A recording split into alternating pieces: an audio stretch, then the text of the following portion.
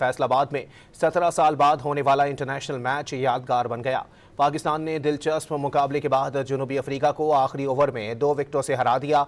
सलमान अली आगा ने 62 और मोहम्मद रिजवान ने 55 रन बनाकर जीत में अहम किरदार अदा किया। फैसलाबाद में 17 साल बाद होने वाले इंटरनेशनल मैच में पाकिस्तान के कप्तान शाहीन शाह अफरीदी ने टॉस जीतकर पहले फील्डिंग का फैसला किया। जनूबी अफ्रीका के टॉप ऑर्डर ने शानदार बैटिंग की। एक मौके पर जनूबी अफ्रीका का स्कोर 1 विकेट पर 141 रन था, लेकिन उसके बाद पाकिस्तानी बॉलर छा गए। जनूबी अफ्रीका की पूरी टीम 263 रन बनाकर आउट हो गई। जनूबी अफ्रीका की आखिरी 7 विकेटें 72 रन पर गिरी। क्विंटन डीकॉक 63 रन बनाकर नुमाया रहे।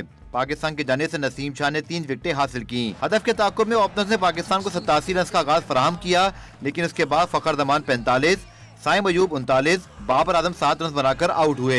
सलमान अली आगा और मोहम्मद रिजवान ने चौथी विकेट की शराकत में 91 रन बनाकर टीम की पोजीशन को मुस्तहकम किया। रिजवान और सलमान के आउट होने के बाद हसन नवाज, हुसैन तलत भी जल्द आउट हुए। आखिरी 2 ओवर्स में जीत के लिए पाकिस्तान को 12 रन दरकार थे। नवाज ने छक्का लगाकर पाकिस्तान को जीत के करीब किया। पाकिस्तान ने हदफ आखिरी ओवर में 2 गेंदें कबल हासिल करके मैच 2 विकेटों से जीतकर सीरीज में 1-0 की बढ़तरी हासिल कर ली। सलमान अली आगा को मैन ऑफ द मैच करार दिया गया।